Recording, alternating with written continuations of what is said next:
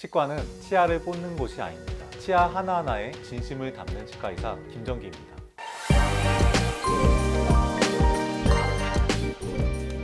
많은 분들이 임플란트 부작용의 주범, 임플란트 주의염에 대해 들어보신 적 있으실 겁니다. 한 연구에 따르면 임플란트를 하고 향후 10년간 환자들을 추적 관찰한 결과 약 57%의 환자에게서 임플란트 주의염이 발생했다고 합니다. 그만큼 임플란트 주의염은 임플란트를 하는 분들께 큰 고민거리가 될 수 있습니다. 우선 임플란트 주의염에 대해 말씀드리자면 잇몸과 임플란트 사이에 세균이 침투해서 임플란트 주변으로 염증을 유발하고 잇몸뼈를 소실시키는 증상을 이야기합니다. 이 증상이 심해지면 임플란트를 빼야 하는 상황이 될 수도 있는데요. 정말 힘들게 심은 임플란트인데 다시 빼야 한다면 너무 속상하시겠죠. 하지만 임플란트 주의염은 초기에 적절한 치료를 받으시면 상대적으로 간단하게 치유될 수도 있습니다. 오늘은 임플란트 주의염 증상으로 저희 치과에 내원해 주신 환자분들의 사례를 기반으로 조기에 치료해서 임플란트를 빼지 않고 간단하게 주의염을 치료했던 케이스들을 공유해 드리려고 합니다.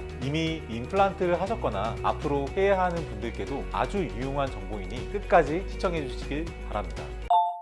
임플란트 주의염이 생기는 원인은 정말 다양한데요. 가장 흔하게는 임플란트 주위의 위생관리가 제대로 안 돼서 쌓이는 치석 때문입니다. 이렇게 치석들이 쌓이면서 잇몸과 임플란트 사이 틈이 점점 벌어지는데 그 사이로 세균이 침투해서 염증이 생기는 경우가 많습니다. 임플란트 기둥은 자세히 보면 이렇게 나사선 모양을 하고 있는데요. 잇몸이 내려앉으면서 이 나사선 일부가 바깥으로 노출되는데 나사선 사이사이 움푹 들어간 부위에 음식물이 끼면서 세균이 점점 더 많이 증식하게 됩니다. 한번 이렇게 세균이 침투하게 되면 이후에는 웬만한 노력으로는 깨끗하게 세정되지 않기 때문에 각별한 주의가 필요합니다. 보통 임플란트 주의염의 증상은 처음엔 임플란트 주변부가 부고 아프다가 점차적으로 잇몸뼈가 소실되는 순서를 거치게 되는데요. 임플란트 주의염의 가장 초기 증상 중 하나인 잇몸이 붓는 증상이 시작되었다면 반드시 치과에 오셔서 적절한 치료를 받으시는 것이 좋습니다.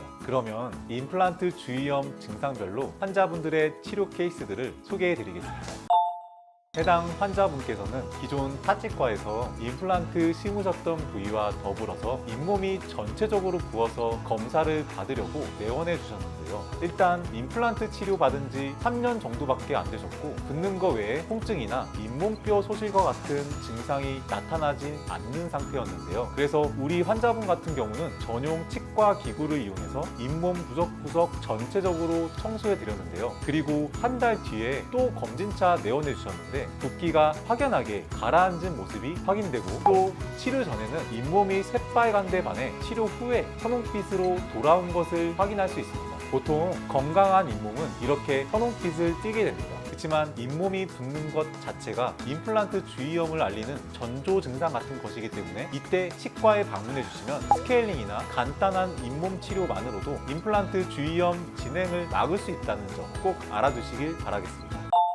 두 번째 환자분의 케이스인데요. 해당 환자분은 기존에 다른 치과에서 하셨던 어금니 쪽 임플란트 주변으로 잇몸뼈가 조금씩 내려가는 것 같아서 걱정이 돼서 내원을 해주셨는데요. 자세히 보니 해당 임플란트 주위에 잇몸뼈 소실이 조금씩 발생하기 시작했고 잇몸 안쪽으로 임플란트 나사선 일부가 바깥으로 드러난 상태였습니다. 이런 경우 임플란트 나사선 사이사이에 끼어들어간 세균들을 먼저 제거해주는 치료가 필요한데요. 보통 대부분 치과에서는 임플란트용 큐렛이라는 갈고리처럼 생긴 치과 기구를 이용해서 나사선과 잇몸 사이를 긁어서 청소해주거나 아니면 치과용 레이저로 세균을 제거하고 염증 부위를 치료해주는 것이 대부분입니다. 하지만 이렇게 잇몸뼈가 소실되기 시작한 단계에서는 사실 스케일링이나 레이저 잇몸 치료와 같은 비외과적 방식만으로는 임플란트 주의염을 안전하게 치료하긴 조금 부족합니다. 이렇게 비외과적인 방법도 어느 정도 세균이 제거되는 효과가 있긴 하지만 일부 논문에 따르면 이러한 비외과적인 치료를 하고 24개월 뒤에 조직 병리 검사를 시행한 결과 여전히 취주염이 진행되고 있음을 보여주는 만성 염증 세포가 있었다는 결과를 보여주었는데요. 이러한 결과는 스케일링이나 레이저 잇몸 치료 같은 비외과적인 치료만으로는 세균이 다 죽지 않아서 염증 재발 가능성이 매우 높다는 사실을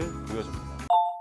따라서 골 소실이 이미 시작된 임플란트 주위염의 경우 비외과적인 치료 방법은 그 효과가 상당히 제한적이기 때문에 외과적 치료를 병행해야 합니다.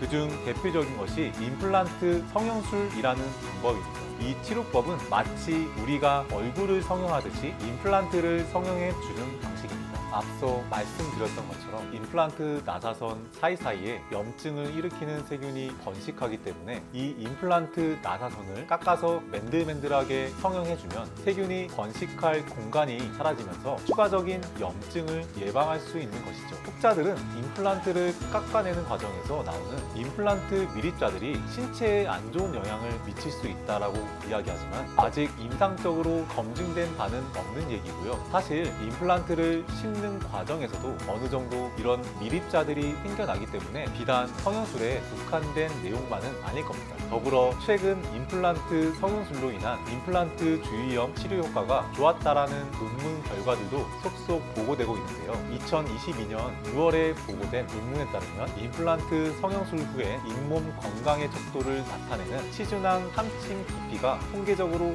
유효하게 개선된 효과를 얻었다고 하는데요. 치준항 삼침 깊이는 잇몸 상태가 좋지 않을수록 깊게 들어가는데 처음 5.37mm였던 깊이가 임플란트 성형술 24개월 후에 2.85mm로 감소한 수치를 나타냈다고 합니다. 보통 삼침 깊이가 3mm 이하이면 건강한 잇몸이라고 보는데 2.85mm라면 확연하게 염증이 제거되고 잇몸 건강을 회복했다고 볼 수 있겠습니다. 뿐만 아니라 치은 출혈 정도와 염증 수치도 통계적으로 유의미한 수준으로 감소했다고 보고하고 있습니다.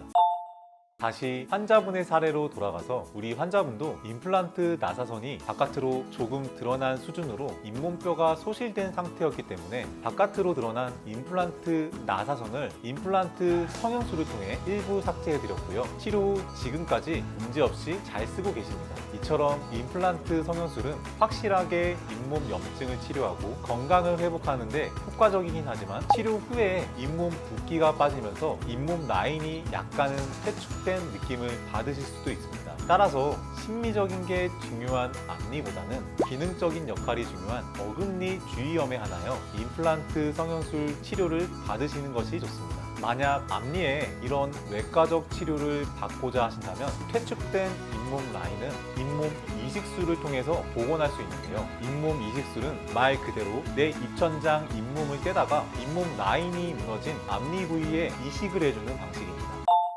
그래서 정리를 다시 한번 해보자면 임플란트 주위염으로 인해서 임플란트 기둥이 3분의 1가량 드러나는 수준으로 잇몸뼈가 소실된 분들은 임플란트 성형술과 같은 외과적 치료 방법이 효과적일 수 있습니다. 다만 임플란트 성형술 자체는 확실한 염증 제거를 통해 더 이상 잇몸뼈가 더 많이 소실되는 것을 방지하기 위함이지 이를 통해서 드라마틱한 잇몸뼈 재생을 기대하긴 어렵습니다. 만약 임플란트 주위염으로 무너진 잇몸 라인을 예쁘게 복원하고 싶다고 하시는 분들은 잇몸 이식술을 병행하셔야 한다는 점 참고해 두시면 좋을 것 같습니다.